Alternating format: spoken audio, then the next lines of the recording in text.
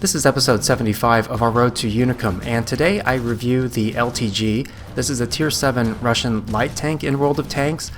In this series, I started to cover the Russian light tanks starting at tier 8 with the LTTB, and then I covered the T-54 lightweight and the T-100 LT, but I didn't do a video on the LTG, and a few of you had asked me to do one. The truth is that I had a brutal experience when I played the LTG up until I unlocked the LTTB, and had only like a 48% win rate in it. It felt like actually I was doing well in this tank from an individual contributor standpoint, but I was saddled with a stretch of just awful uncarryable teams. We're going to look at this tank in two battles. First is this tier 9 Redshire, and then we're going to look at a tier 8 Murovanka. Notice as I come up to this bush where I'm going to spot from initially, I take a counterclockwise loop. I don't drive straight diagonally to the bush. You'll see a lot of inexperienced light tank drivers do this. They'll drive in a straight line to a bush, but the problem is that leaves them more vulnerable to being spotted. So I came around the back side of the hill, and part of this is because it's possible that they have tanks at C5 or D5 or D5 D6 area. Now this is a very good spotting location for a few different reasons. One, it's far enough back that I'm not going to get counter spotted unless they push up really close to this bush or I fire my gun. The other thing is that being here, I'm going to be able to spot their tanks that are on the D4 and D5 area. This T20 is totally out of position. You should never go into the middle of the map like this because obviously he's taking sniper fire from a player on my team who's highly incompetent, a T43 who is insisting on firing strictly high explosive. And there are almost no tanks in the game where that makes sense, with the exception of tanks that have specially designed derp guns. Now notice I took a shot at the T20 there. A couple reasons why. When I took a shot once he was rounding behind some trees and bushes, so I've got the double bush cover effect. The other thing too is that I can tell based on my spotting of their tanks over on the C4 D5 area, C5 area, D5 area, that they didn't have any other tanks on the ridge to the north of me who could fire at me as soon as I was lit. Now there is the possibility that they have a light tank or medium tank that is in the D5 to D6 bush. As you guys have seen, I've covered that spotting area in other videos. It's very, very powerful. But as of yet, I haven't been counter spotted. And part of what the enemy tanks are doing, which is unwise, is they're coming up into these bushes, and sometimes they're doing it, the ones that are directly north of me, coming up on a bare section of the hill. So section of the hill where there is no soft cover, there is no bush or camo to speak of. You should never do this. I mean, people do this all the time, but if you're going to push up to a ridge and there's a bush nearby, you should push up the ridge into the bush. I mean, it's like a total common sense thing, but people make this mistake of allowing themselves to get spotted over and over. And in this case, I'm actually surprised. It looks like the T20 did actually move up through the bush. The T20 has really good camo, but nonetheless, I guess I might be close enough, even though I don't have max spotting range, that I could pick him up and spot him.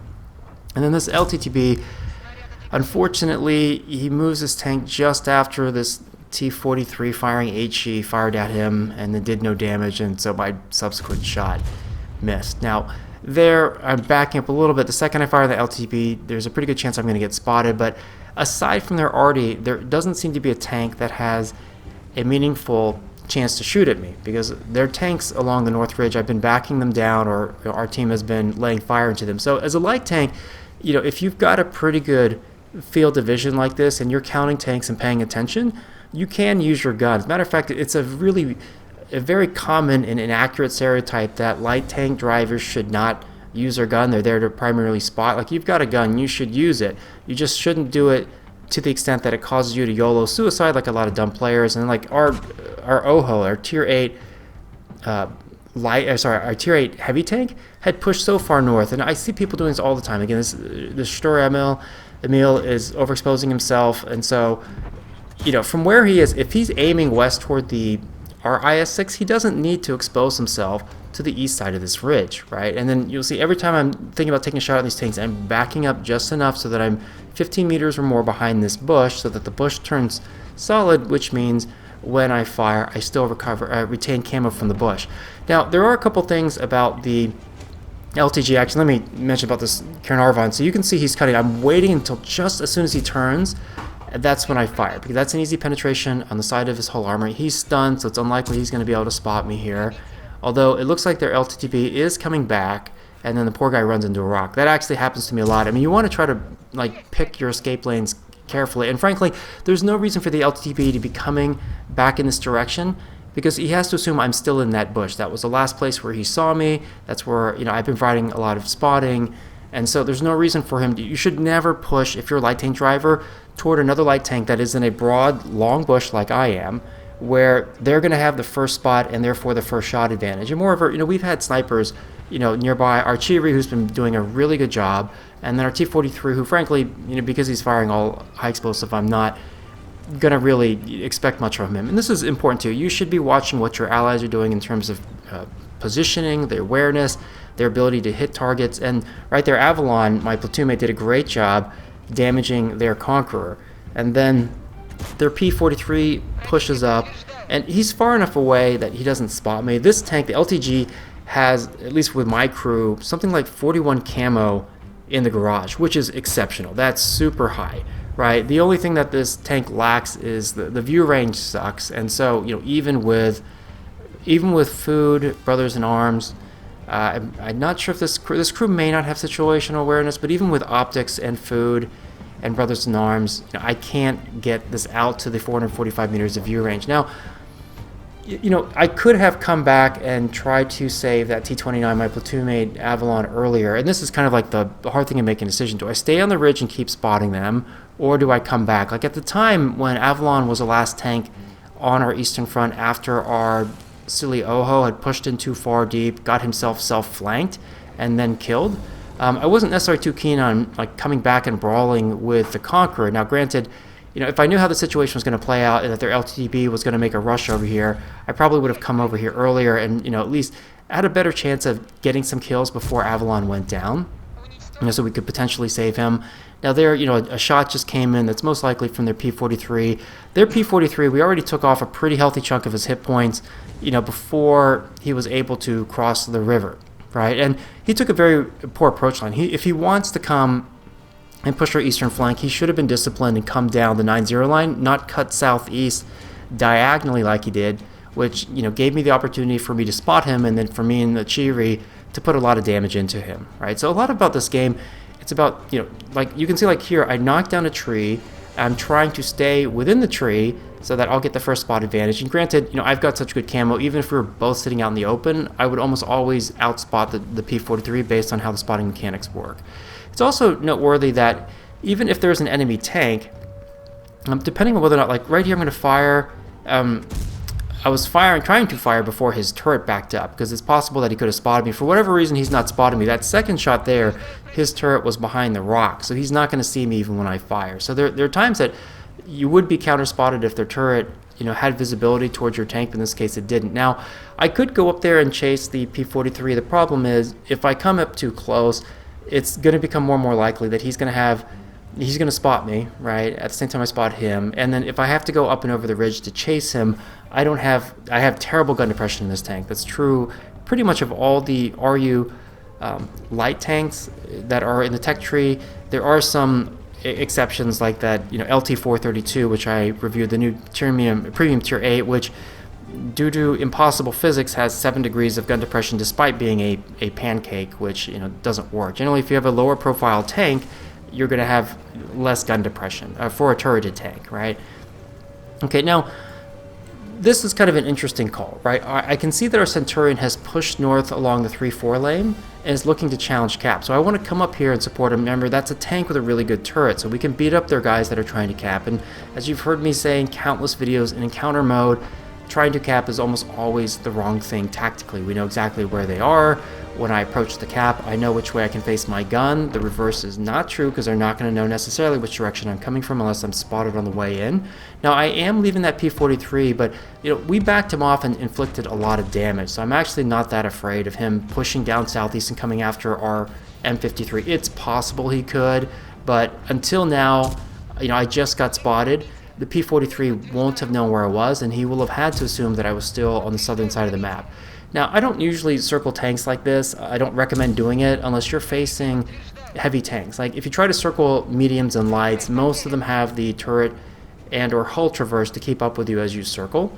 And so, you don't want to do that. But against a heavy tank like that, he's so slow that the rate at which I can traverse him, going around it, circling his tank, it seems to be just as fast as his ability to move his turret, to traverse it. And he really should be rotating his hull too to help kind of get more speed in his turning, but a lot of players have trouble driving and handling their tanks that way, you know.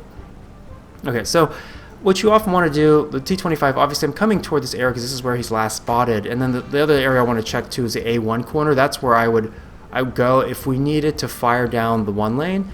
To the left there at A1 on the western side, there's a rock with an adjacent bush, and it's super powerful for getting the first shot advantage, first spot advantage against tanks that are pushing north along the one lane, especially if they're tanks that don't have really good view range. And then this right there is an unfortunate shot. The T-25 is coming toward me, and then that shot ends up bouncing off of his tracks. But at this point, the game's pretty academic.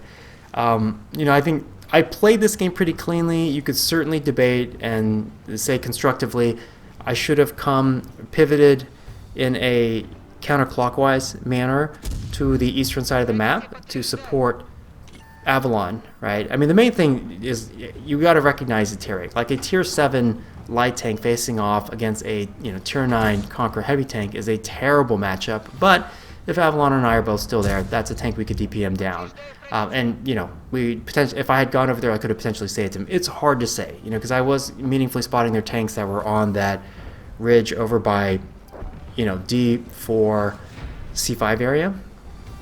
But we ended up, pretty much cleaning house. Even though I was the bottom tier tank here, I ended up dealing second highest, or no wait, I had top damage on our team, sorry.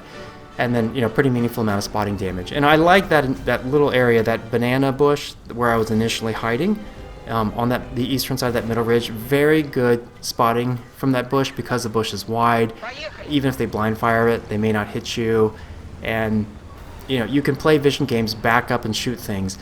Okay, now this is a tier 8 match, and one of the things I'm going to do first off, and I would do this from either north or south spawn, is go to the E7 ridge. E7 offers you the ability to get early spots in their tanks as they're heading to the east side of the map. And in this case, I'm not going to spot anything. And you got to be careful. Like, coming up into the ridge here is dangerous. Usually I'll go to the bushes that are like 15 meters to the right, just to the west. But in this case, I just want to sit up on this ridge. This tank, because it has such bad gun depression, the ridge, those bushes that are just to my right, you have to kind of crest up and come over. So if you have limited gun depression, it can be easier to play here. Now, what this Jackson's doing, he should not be pushing up here. If you're a tank destroyer with limited agility, mobility, which the Jackson is, he should be more patient. Now, the ideal place, if you're wondering where you should be sniping from, if you were on my team, there's a little set of trees just to my north, over by D7, a slight ridge with some adjacent trees, and you can sit back there and fire and most likely not get spotted, right? So our Jackson, he's lucking out here because they don't have tanks deployed on the eastern side of the map. And the thing too is, I could tell by the body language of the T-29, he's driving backwards, that he's not feeling too confident in the eastern side of the map, which gives an indication that they probably don't have a lot of stuff over there. Now, what's really important, is that you should obviously be active in your spotting, but take what's given to you, right? And so, for example, they've got enemy tanks that are pushing up on the eastern side of the western ridge, right? So they're pushing up the 4 line. You really should never push up the 4 line this early in a battle, especially if you don't have mid control. And frankly, they don't have mid control. I'm in the mid with the Jackson, right? So we have good fire on these tanks here. I do need to be a little careful here. I'm definitely kind of inviting that VK3601 to shoot at me, and that's not really playing it smart. I mean, granted, I have a higher DPM and more accurate gun, but this is what I should be doing. Shots like this where if I shoot him, there's enough intervening soft cover, those bushes and stuff, where he's not going to spot me. This tank has 180 alpha, which is better than some of the other tanks of its tier, and the damage per minute is actually very solid in terms of the reloads. The reload speed is pretty good. Alright, and again, continuing just to take what they give me, and one thing you can do is you can push up. There's a church in the F5 area, and so if you go up there, there are bushes on both sides of the church. Right, and so from there you can spot the cap, you can snipe the cap. If you snipe the cap, you just got to be careful to be pulled back behind the bushes enough. One thing that I do need to be careful of is that as I come up toward the church, depending on whether or not I fire and depending on my approach line, I might get spotted by tanks that are on the G3 ridge that haven't been spotted yet. What I definitely want to do whenever possible is try to weaken that 1375, since he is, their vision on their side, and then their T25-2 and their T3485M. They're, kind of doubling down on the mistake that the VK3601 did, which is they're still trying to push up the 4 lane without having mid control, right? I do need to be careful that Achilles just hit me from the southwest, and so I need to tuck in behind this building and just be patient. And I don't have to worry about taking fire from the south because our Cromwell and Hellcat have moved all the way down there, as well as our 1375. Now our 1375 looks like he's going to go and try to YOLO after their arties, but the problem is he's pushed in too deep. And you guys have heard me talk about this a lot. You can only push in so far as a scout, but what that 1375 has done is put himself in 3 fields of fire. Fire from the north, fire from the northwest, fire from the west. It's not a very smart thing to do, and he's stuck behind the building, and it's only a matter of time before the arty or someone like their T37 is swinging down to go pick on that 1375. And the tough thing too, if you're in a tank, a light tank, which is an autoloader, once you've dumped your clip, you're essentially defenseless for a very long stretch of time. And if enemy tanks are paying attention, they'll know they can push you and try to finish you off during that window. Okay, and so one really nice thing about this tank is that the profile is really low. So you can see here, if you look at the flat top of the hill, I was never exposed because I was on the north side of this hill, so I was never exposed to fire from the south. Now, their 1375 is doing a pretty smart thing. He's going against that slower Jackson and put multiple shells into him. And I'm going to try to hustle over here for a couple reasons. That 1375 is clipping, right? He's got that window where he's trying to reload. And if possible, I've got almost full hit points. And I also have pretty decent armor. The LTG has around 120 millimeters of protection in the turret. The hull is really soft, but because it's such a thin slice of hull, it's kind of hard to target from a distance, right? Now, the thing about the 1375 is even if he had a full clip, he wouldn't be able to clip me out, most likely, right? And I know if he's going to take a shot at the Jackson, that means he's going to have at most, 3 shells left. And so that, even with those 3 shells, even if they all penetrated, I'd still have a couple hundred hit points left. And all I'm doing here is just rotating fast enough to keep my turret facing the 1375, and I bounce one of those shells. But the 1375, I think he got too greedy. Once he dumped his clip into the Jackson, left the Jackson one-shottable, because he saw me coming in, I was spotted, he should have retreated back to the south. There's no reason for him to force the issue just to kill the Jackson, because he is way more valuable than the Jackson, and the Jackson was already one-shottable, right? Very vulnerable to their arty. But now as a result, the 1375 is dead.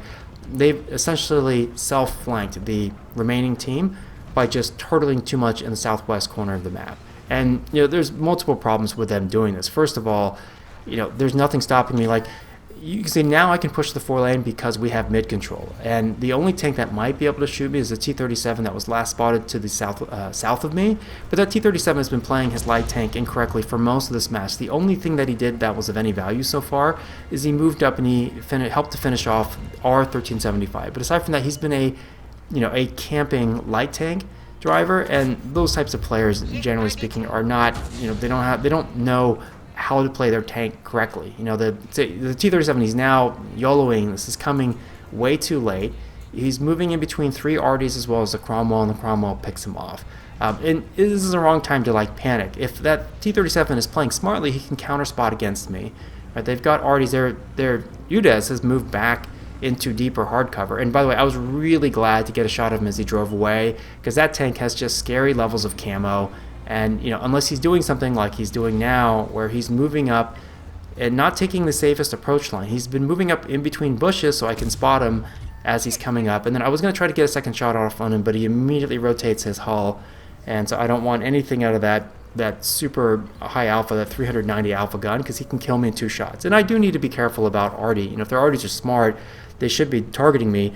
Their Achilles is sitting in cap, and again, in encounter mode, it's 99% of the time not decided by someone capping, right? It's too hard to cap. This cap is super easy to reset, and because I know the Achilles is in the cap, I know where to aim my gun. He doesn't necessarily know which direction I'm coming from, so he's conceding the first shot advantage to me in a lot of cases. And again, that's why being in cap in most cases is very stupid, right? And certainly if he was going to try to be in the cap, he should have tried to hug one of the walls to either protect himself from me or our arties. But the problem is, because of my positioning, he can't choose a side of the hill that's going to protect him from both. Now, if I were to the north of the cap, then yes, he could go into the northeast part of the cap zone and just try to tuck in behind the wall, but it's just really a waste. The Achilles got some damage on me earlier. If he were smart, he'd be trying to play the vision game, because if we want to finish them off, somebody, i.e. me, is going to need to push up and take a risk of getting spotted on the way in. But in this particular case, they only have the UDES was spotted over on the 1 lane, so I've got a pretty good idea that I can just cut straight south. Notice I don't cut southwest. Again, another common mistake is for players where the cromwell is now, to drive southwest directly there. You don't want to do that. You want to come to the south first, then work your way gradually through the bushes, like I am here. And notice I just take my time aiming in. There's like double or triple bushes between us. Even after I fire, there's no chance that they're going to spot me.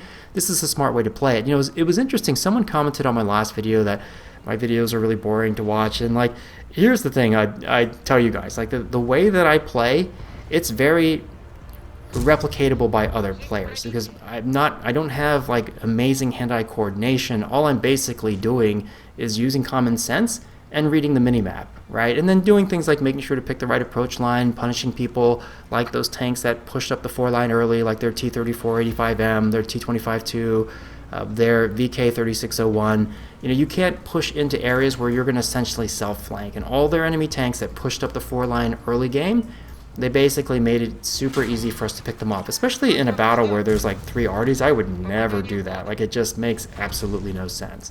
So I hope you guys enjoyed these videos on the LTG. I think that's probably the extent to which I'm going to be covering the Russian lights. If you guys are interested, I might go back and look at the MT-25, but there are a lot of other tanks that I want to review for you. So I hope you enjoyed this video. Let me know what you think in the comments below, and I will see you guys next time. Take care.